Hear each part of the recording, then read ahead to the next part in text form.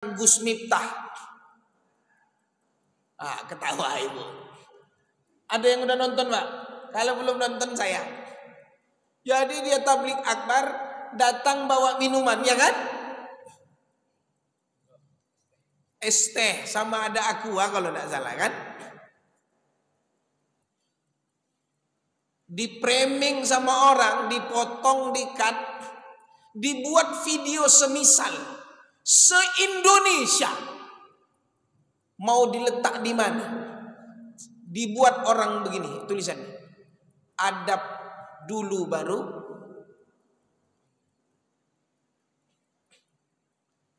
ngeri, Pak. Spontan, yang di samping ketawa. Goblok.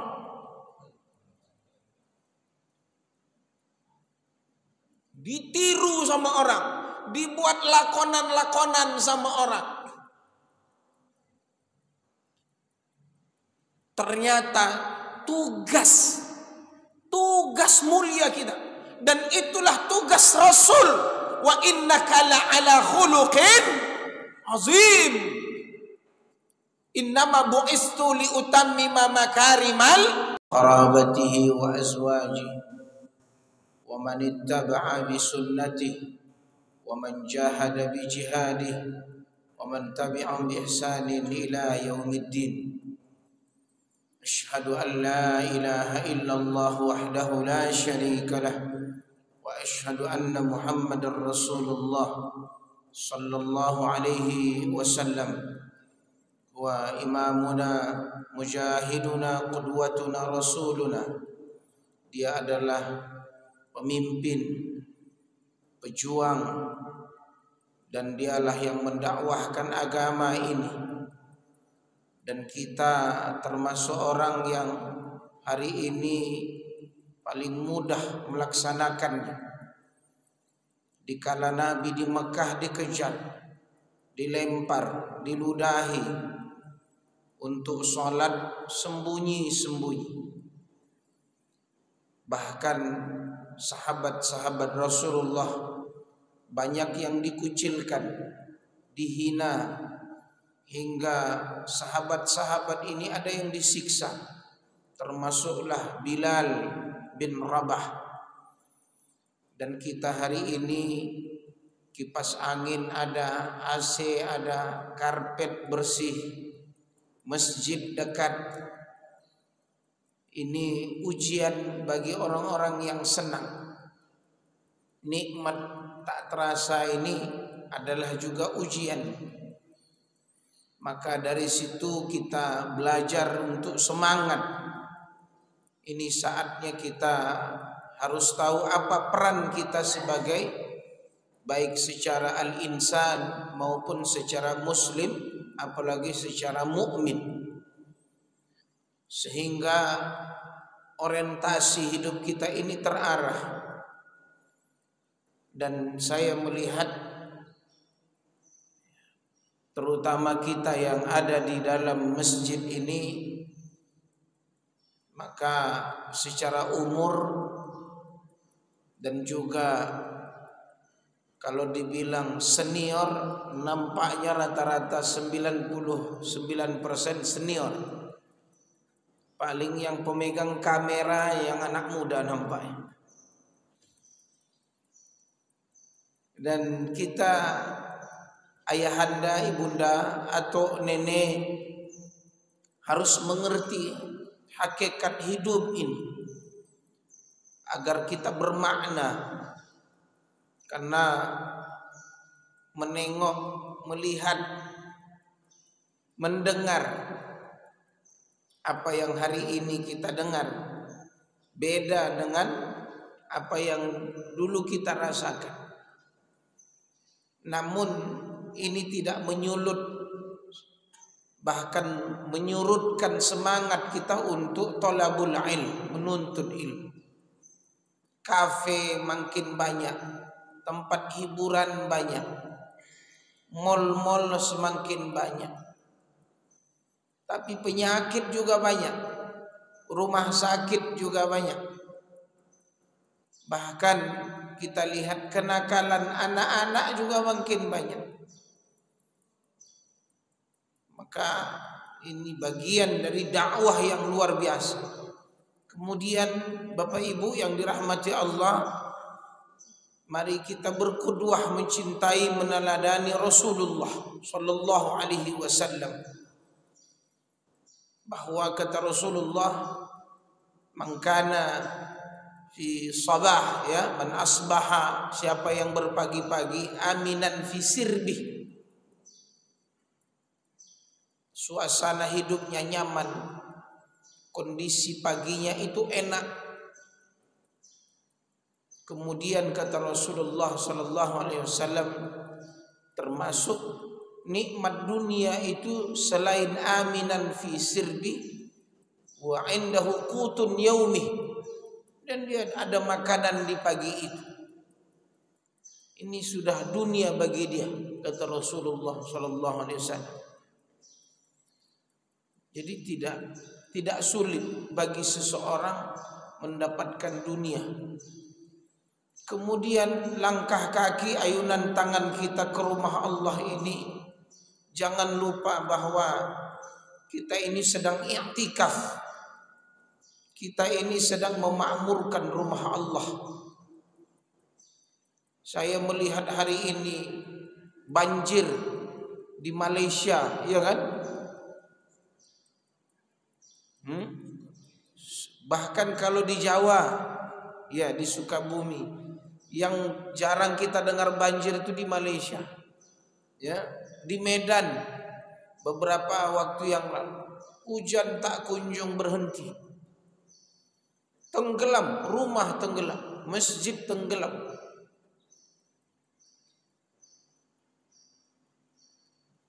Ini bekakas busuk semua, sofa busuk semua, karpet busuk semua.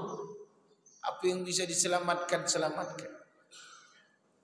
Mengungsi yang mengungsi. Satu hal yang perlu kita ingat, apa tugas kita. Jadi ada 3 tugas dan peran kita. Ini yang akan saya sampaikan di pagi ini, insyaallah. Kata Allah, walaqad khalaqnal insan fi ahsani taqwim. Allah menjadikan, menciptakan manusia ini sebaik-baik ciptaan.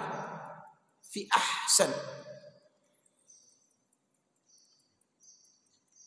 Wa imma yukrah au yuhan.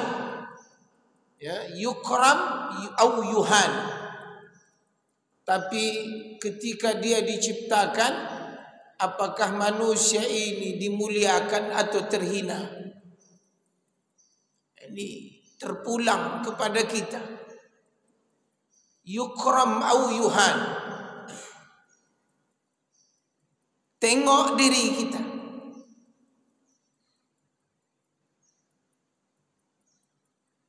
Karena tema ini sangat penting. 60 tahun, 70 tahun. Misal umur seseorang 40, ada yang 50, ada yang 60.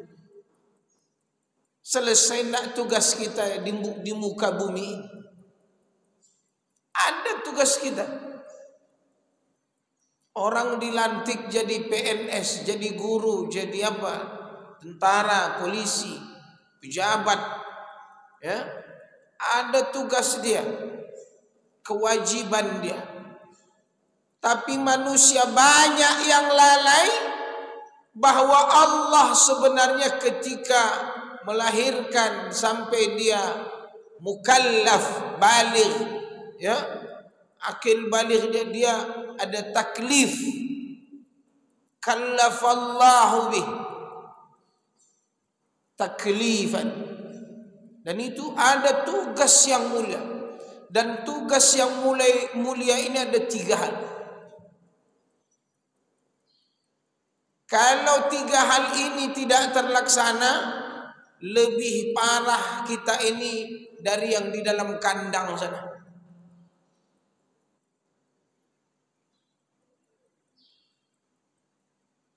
Dan 3 tugas mulia ini banyak yang tidak dipahami oleh umat Nabi Muhammad sallallahu alaihi wasallam. Maka kata ulama,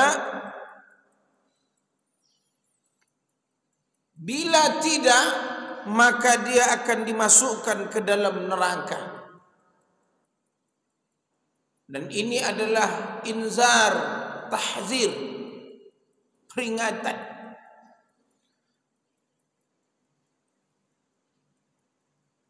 Dan salah satu tugas besar itu,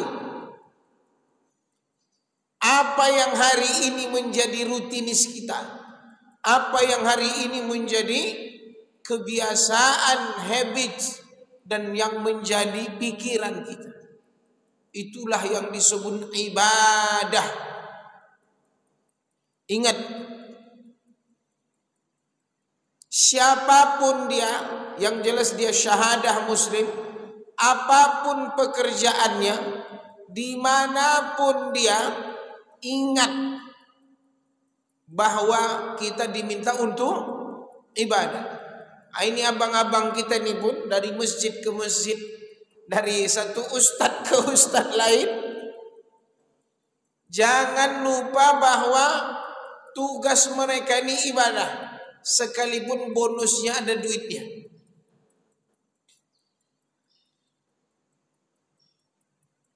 Karena mereka ini ingin mengalahkan konten-konten yang tak berbaju, konten-konten yang maksiat, yang penuh dengan kebohongan, video-video yang melompat, yang menipu. Mereka jual beli tipu sampai Masya Allah, untungnya ratusan M. Jangan beli juga, yang datang sepatu second. Di video, bagus, ini bagus, wah tengok nih, telapaknya kulit, ya ini macam-macam, ya terbuat dari kulit, telapaknya karetnya bagus, talinya ini, sampai ke rumah, second, yang udah dipakai.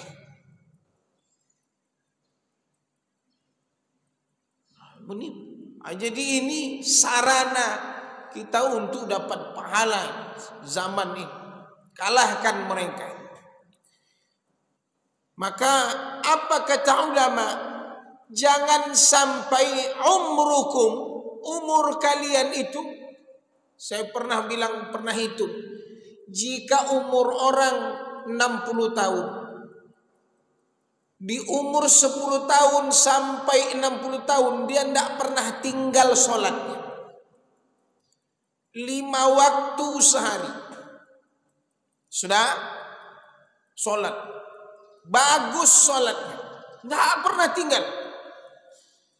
Dalam 5 waktu itu menghabiskan 1 jam, subuh, zuhur, asar, maghrib, isya, wudunya, baju yang dipakai, kendaraan yang digunakan, gerakannya, niat yang di situ, bacaan yang didengarnya, yang digerakkan, yang diucap, sampai tahiyat, sampai salam bersama imam atau sholat sendirinya di rumah, sampai dia wafat. Saya jumlah kurang lebih 18.000 jam.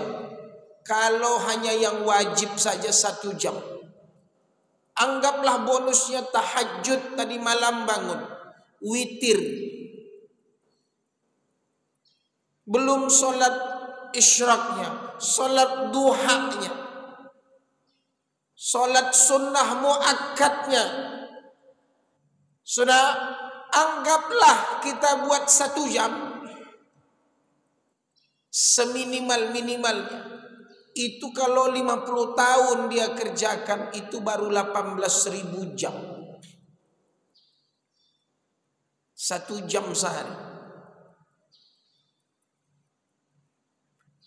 Tapi jika dibanding dengan tidur, dibanding dengan kerja, dibanding dengan makan 3 kali sehari, masuk ke toilet 3 kali, 4 kali, 5 kali sehari, di atas kendaraan, belum di perjalanan, belum belanja ke pasar, saya hitung di angka ibadah kita dengan aktivitas yang standar-standar memenuhi hidup kita, ternyata ibadah kita ini baru bisa dibilang 5% saja dalam hidup kita. Tidur 8 jam sehari, itu sudah 40% dari hidup kita, 60 tahun. Coba. Belum apa nih Bapak Ibu? Hah? Belum kalau orang nonton misalkan, nontonnya bukan ibadah.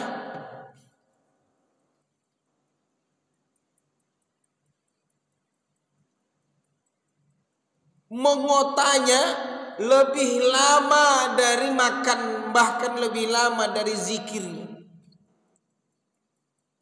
Gimana?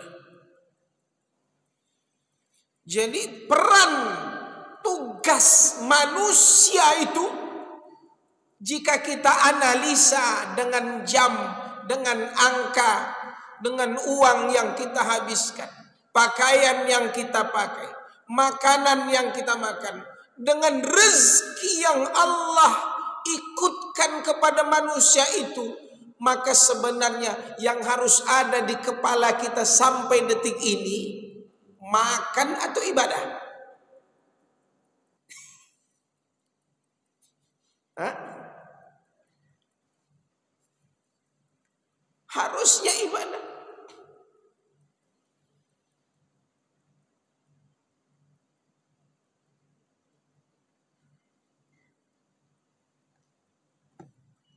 Saya tinggal di komplek Pemda di Soekarno Hatta, Arifin Ahmad Ujung.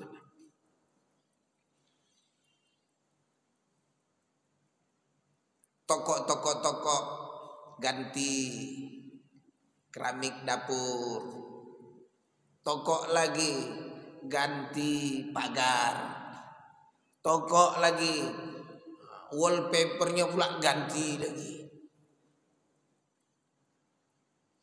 Kurang bagus Pak Ustadz. Pergi arisan, tengok lagi, ada yang diganti. Jadi satu hari saya ceramah, ini ada Pak tetangga lagi minta, tolonglah Ustadz singgung sedikit masalah warisan.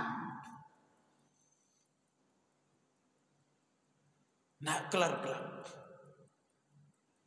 Jadi hidup mereka disibukkan dengan isi otak mereka. Ayolah ke masjid, bawa anak-anak kita, buka pagar. Yang pagar kaucat yang harganya 15-20 juta tuh buka waktu subuh, buka waktu zuhur, buka waktu asar, buka waktu maghrib, buka waktu isya. Gunakan kitchen set yang 50 juta tuh untuk apa? Untuk sahur Senin Kamis. Apa maksudnya? Gunakan rezeki yang menyertaimu, yang Allah beri untuk ibadah kita. Itu baru betul. Sebaliknya, jangan sampai kata ulama, semua yang Allah beri ini menghalangimu dari beribadah. Paham ya maksudnya ya?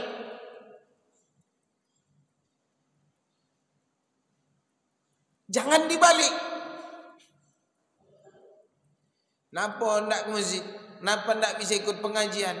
Kenapa ndak ibadah? Ada kerjaan seketik Pak Ustaz. Ya seketik.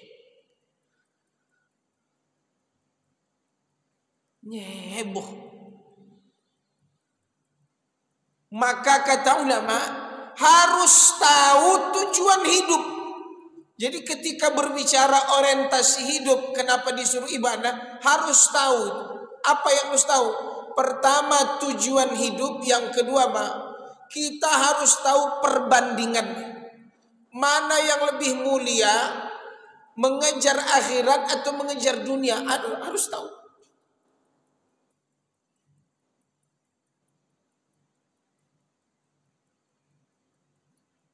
Ini kata ulama. Kemudian untuk orientasi bicara ibadah ini ada beberapa kalimat saya baca. Di dalam ibadah itu sendiri Allah beri ujian. Al-imtihan.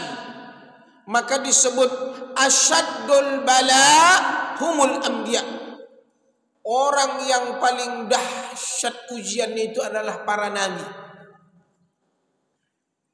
Asyaddul bala humul anbiya. Ada yang harus meninggalkan istri dan anak.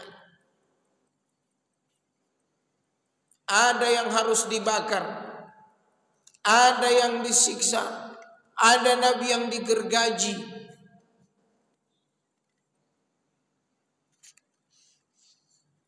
Ada nabi yang dihina oleh kaumnya.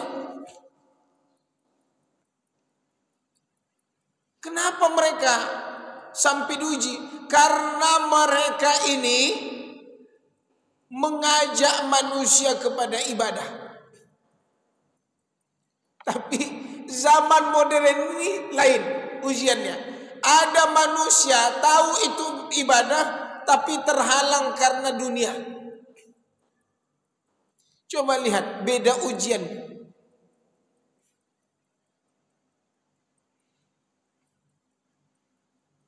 Saya minta sama Allah. Ibu, saya pernah dengar ceramah seorang ulama. Usahakan kalau ingin bersih hati kita, terutama di subuh hari, minta sama Allah selama 40 hari jangan tinggalkan sholat subuh untuk membersihkan dari sifat munafik. Karena kata Nabi, sholat yang paling susah, sholat yang paling berat bagi orang munafik, asqalus shalah 'alal munafiqin sholatis subh.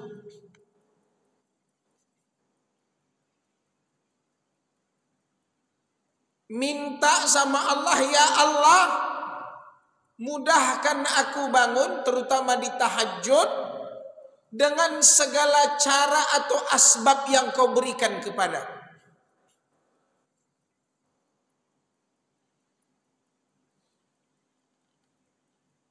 Rumah ke sini anggap 20 menit. Tidak mungkin bangunnya jam 4 lewat 20 misalkan. Belum macam-macamnya. Bangunkan keluarga, menyiapkan yang lain, sekolah, baju anak ini. Contoh. Standar bangun kita kalau tahajud, Allah akan bangunkan lebih awal. Insya Allah. Coba.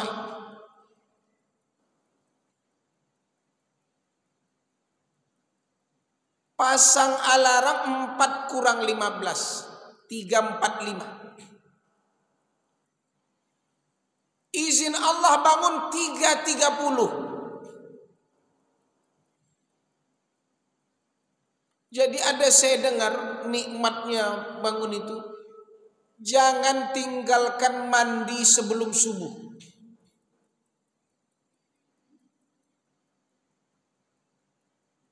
Ada seorang syekh dari Sudan, waktu kami di Mesir, bilang apa? Dia itu ngajar di salah satu kampus. Dan mereka ini dosen-dosen di Timur Tengah itu, kalau yang namanya 10 kilo, 5 kilo, bahkan ada kawan saya, itu berjalan 8 jam sehari. Untuk ke kampus, 4 jam pergi, 4 jam pulang. Maka sekolah atau kuliah di Azhar di Mesir itu banyak yang gratis, terutama Azhar. Ada kawan saya orang Mesir. Jadi kalau masuk jam 8, hitunglah 4 jam itu dia harus jalan. Ada, Masya Allah. Maksudnya Bapak Ibu, kita jangan sampai orang yang mengeluh dalam beribadah.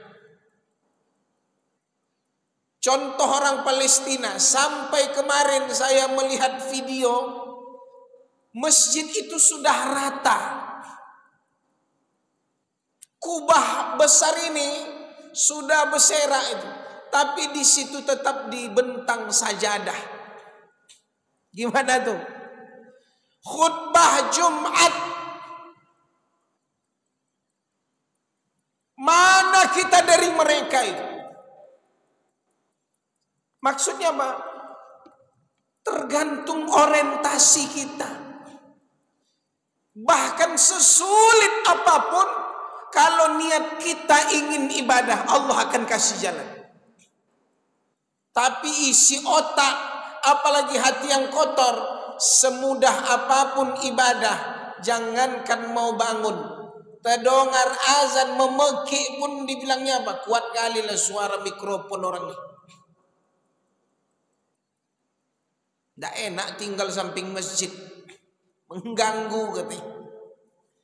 Sampai ada di waktu saya dulu masih di rumah mertua, ya, sampai di demo masyarakat. Karena Ramadan, tahulah Ramadan kan? Kalau sahur, dibunyikanlah murattal. Keluar dari rumah orang kaya nih, dimatikannya ampli itu, pap.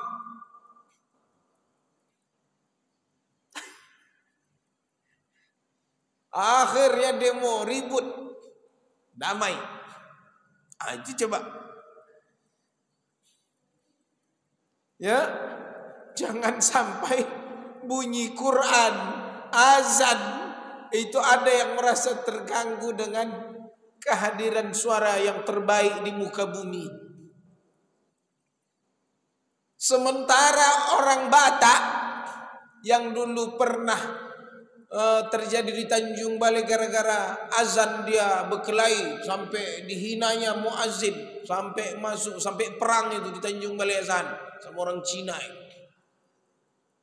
Kata orang Batak, justru kami bangun bisa jualan sayur ke pasar sebelum subuh karena azan, kata dia. Itu orang Batak.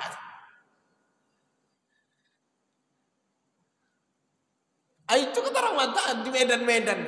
Kami yang membangunkan kami ini azan. Jadi kalau ada orang Islam tak bangun karena azan, kalah sama orang Batak. Walaupun saya Batak Mandeling, Lubis. Jadi kami tahu itu yang ke pasar-pasar pagi, Cik Puan itu yang berjuang di atas keronjot keranjang, bawa anak, bawa istrinya di atas keronjot lah. Itu kapan? Sebelum subuh. Malu kita. Ini ingat, seandainya 18.000 jam, 1 jam sholat 5 waktu kita ndak khusyuk, tidur 8 jam, ngorok, ngences. Di kedai kopi 3 jam, nengok HP film 2 jam sehari. Berarti kalau besok masuk kita di hari kiamat, yaumil mahsyar, yaumul hisab, apa yang hendak dibawa? Apa yang mau kita pertanggungjawabkan? Ini kita ingat. Maka beribadah kepada Allah merupakan tugas pokok. Buat jadwalnya. Habis subuh maksurat, baca zikir wirid pagi petang. Kalau saya udah pensiun Pak Ustadz, iktikaf di masjid nih, baca Quran. Kenapa? Waktu PNS dulu, macam kami aktif-aktif sekarang ngajar, tak sempat baca Quran. Sholat masbuk misalkan. Apalagi ikut pengajian jarak. Yang apa? SPPD, yang dipikirkan perjalanan dinas. Yang dipikirkan apa lagi? Naik pangkat. Yang dipikirkan apa lagi? Pindah tempat.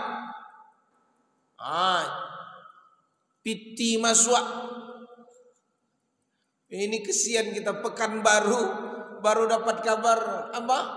KPK turun. Masuk sekian orang. Belum pensiun, nama awak di dunia udah rusak. Ngeri sedap. Bermain api. Entah siapa yang benar, entah siapa yang salah, entah dijebak, entah betul, entah penting, menggelinding di media, habis.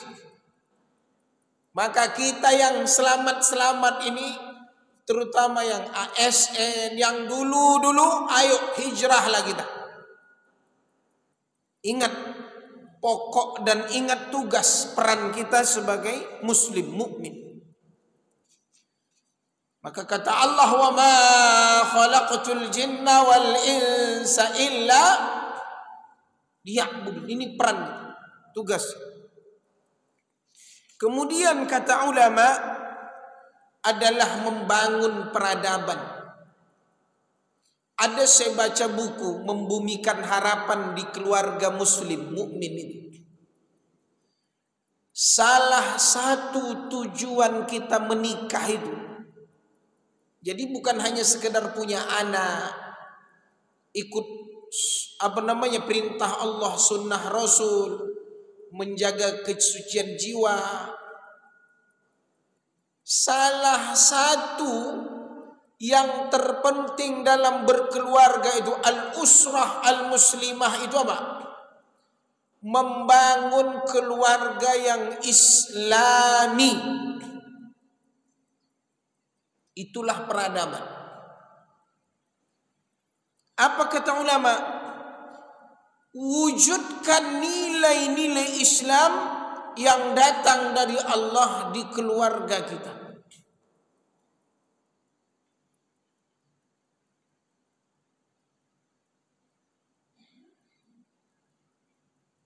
Saya tangkap,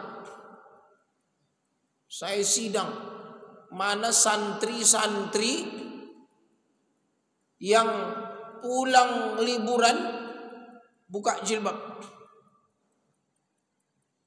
Terkadang bapak ibu atau nenek yang pingin pesantren itu anaknya, ada yang emaknya, ayahnya. Nggak klop. Itu sudah di pesantren. Diunggahlah di media. Ini anak pondok, diunggah media ndak berjilbab. Terkadang apa? Kita keluarga ini hanya rutinitas saja. Jadi kadang malu kita. Antar dulu emak kemana? Ke pengajian Masjid Amal Jariah. Yang mengantar anak gadis tak berjilbab. Yang diantar emaknya pakai mukena, pakai kaos kakinya panjang.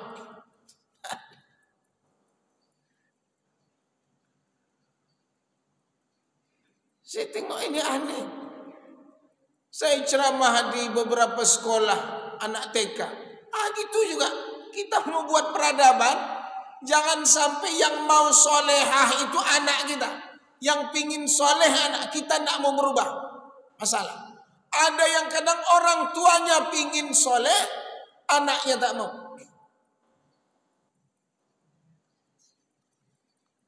Ini kata ulama, nilai-nilai agama Islam ini harus kita terapkan, terutama di keluarga kita.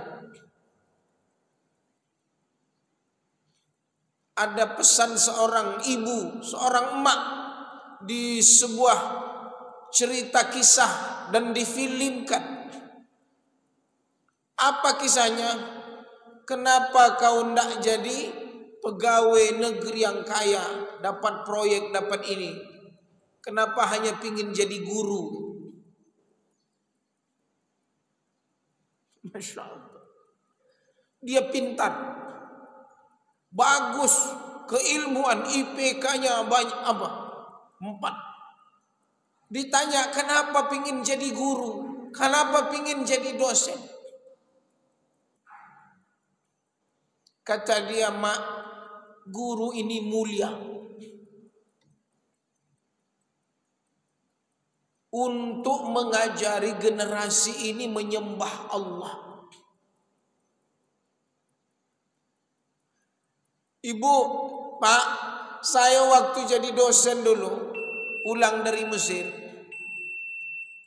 ngajarlah saya di UIN. Saya tanya, ada ngajar 4 kelas saya. Sebelum ngajar, masuklah hari pertama, kontrak belajar mengajar, buat kontraknya, baca Quran sebelum ngajar. Heran, Ustadz, ngapa kami biasanya tidak pernah begini dosen? Ada ngaji dulu sebelum belajar. Ngaji dulu. Habis itu saya tanya satu-satu. Saya sebelum mengajar, saya mau nanya kalian lah, sebenarnya apa niat kalian mau kuliah? Apa kata satu kelas itu? Kami pingin dapat ijazah, nilai,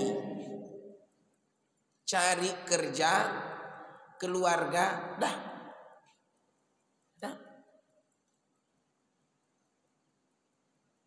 Mana tuh Pak?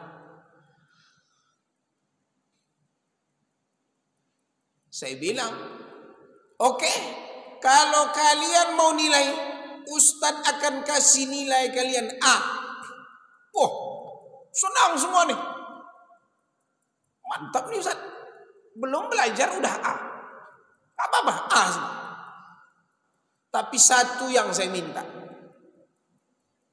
belajarlah karena Allah. Belajarlah supaya kita mengenal Allah, mengerjakan perintahnya dan masuk surga. Ada di sini. Mak, ini berat nih. Berat.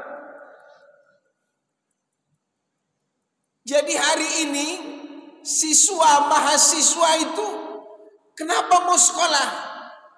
Karena pingin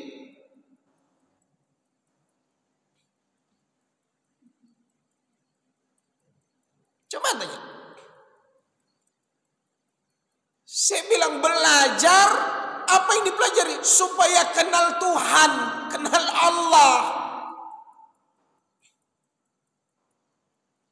Tapi kita hari ini disuruh belajar, ya, untuk mengenal dunia saja, dunia pekerjaan, dunia harta, dunia model, nggak ketemu dia. Maka ini kata ulama, untuk mengejar peradaban itu apa? Nilai-nilai agama Islam. Yang kedua, harta yang harus dicari secara halal, bukan menghalalkan segala cara. Ada baru ini saya mengisi ceramah, Saya bilang ada 8 pintu rezeki setelah dikumpul semuanya. Dan 8 pintu rezeki ini ternyata 7 dari 8 itu Allah kasih secara gratis. Kalau kita bisa mencernanya. Apa itu Bapak Ibu? Ini kenapa disebut 3 poin tugas kita, supaya jangan sampai melenceng. Orang berpikiran hidup ini mencari rezeki. Salah.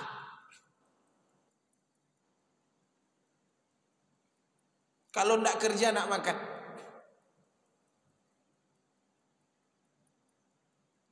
Pertama, ada rezeki yang dijamin. Wa ma min dabbatin fil ardi illa 'ala Allahi rizquha. Tuh. Maka ibu keluar dari masjid ini tenang. Jangan berpikir bahwa seolah kalau tidak kerja nak makan. 2. Rezeki kata Allah di surah At-Talaq, penting dia bertakwa dapat rezeki. Wa may yattaqillaha ij'al lahu makhraja wa yarzuqhu min haitsu la yahtasib. Ini 2. 3. Rezeki yang disebut rezeki menikah. Wankihul ayyama minkum was-salihina min ibadikum wa imaikum iyakunu fuqara yughnihimullah. Orang yang menikah kalau dia miskin Allah kayakan. 4. Rezeki punya anak. Maka orang dulu bilang banyak anak. Itu dia. Walaupun di awal-awal rezekinya harus sabar. Banyak anak, banyak masalah. Sabar mendidik, ya kan? Menyekolahkan. Tapi insya Allah kalau soleh, masya Allah datang. Itu rezeki anak. 5. Rezeki istighfar. Surah Nuh. Faqultu astaghfiru rabbakum innahu kana ghaffara yursilis sama alaikum midrara. Yumdidkum bi amwal. Allah kasih harta, Allah kasih anak. Itu rezeki istighfar. Banyak kan istighfar. Kemudian rezeki sedekah. Ini yang 6. Penting kalau dia Allah kasih apapun. Kalau orang dulu masak bakwan kasih tetangga, berbuah pisang kasih pisang. Apa saja yang halal baik diinfakkan, Allah akan kasih dia rezeki. Itu rumus. Yang 7, ada yang tahu rezeki apa? Rezeki bersyukur. La in syakartum, orang yang bersyukur Allah tambah. Barulah yang ke-8. Apa itu? Kata Allah, wa allaysa lil insani illa ma sa'a. Manusia ini tidak punya apa-apa kecuali yang dia usahakan. Maka jangan kalah sama burung, kata Allah. Lau annakum tatawakkaluna 'ala Allahi haqqat tawakkulih. Seandainya manusia ini tawakalnya kepada Allah benar-benar tak tawakal, maka dia seperti seekor burung. Kamasalit thair yaghdu khimasan. Kalau kata bahasa yaruhu khimasan yaghdu bitanan. Dia pergi berangkat pagi, dia itu temboloknya kosong, pulang ke sangkar temboloknya penuh. Itu Masya Allah. Maka jangan sampai kalah dengan burung. Jadi dari 8 tadi pintu rezeki kata ulama, maka 7 itu ibu sampaikan ini ke anak-anak kita. Supaya otaknya jangan otak kalau tidak kerja nak makan. Pertama dia harus yakin ada rezeki yang tak disangka-sangka. Ada rezeki yang memang dijamin. Tak disangka kalau bertakwa. Dijamin ada. Yang karena menikah ada. Yang punya anak ada. Yang karena istighfar ada. Karena bersyukur ada. Yang karena sedekah ada. Makanya saya pernah ikut sampai sekarang. Membina sekolah, lembaga zakat. Ada namanya Ziswaf. Zakat, Z. I-nya infak, S-nya sedekah, W-nya itu wakaf. Zakat, infak, sedekah, wakaf. Ziswaf. Belebih tanahmu, bangunkan masjid. Belebih tanahmu, wakafkan. Banyak hartamu, sedekahkan. Keluarkan zakat. Infakkan ke anak-anak yatim. Allah tambah. Syukuri nikmat yang dijamin. Syukuri nikmat yang tak disangka-sangka. Kalau dia bertakwa. Menikahlah yang tadi dengan baik. Punya anak kelola dengan baik. Didik dengan baik. Syukuri dengan sedekah. Syukuri dengan istighfar.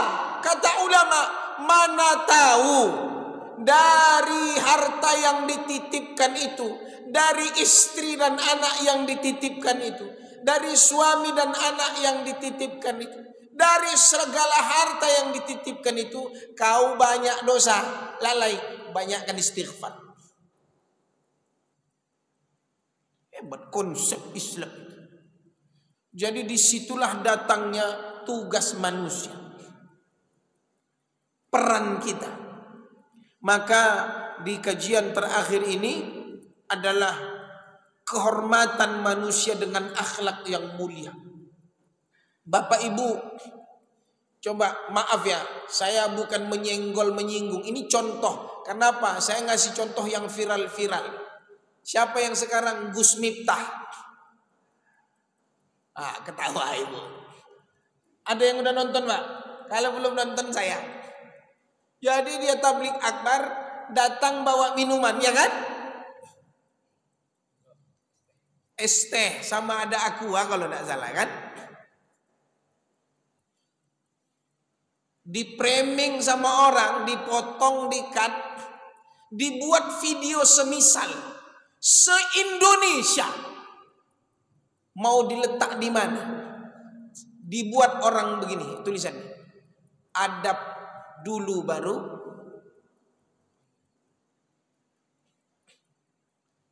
Ngeri Pak. Spontan, yang di samping ketawa. Goblok.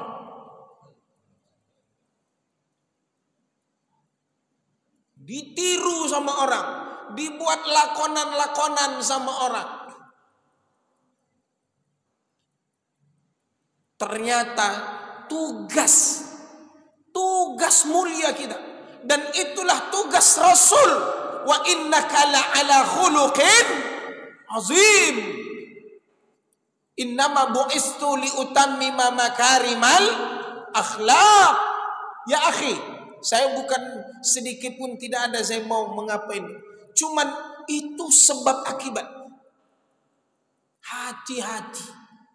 Apalagi nama sudah tenar. Followersnya udah di atas 3 juta. Jamaahnya banyak. Plek. Makanya ada doanya. Allahumma astur uyubana. Tutup aib kami, jangan kau buka. Begitu sikit saja.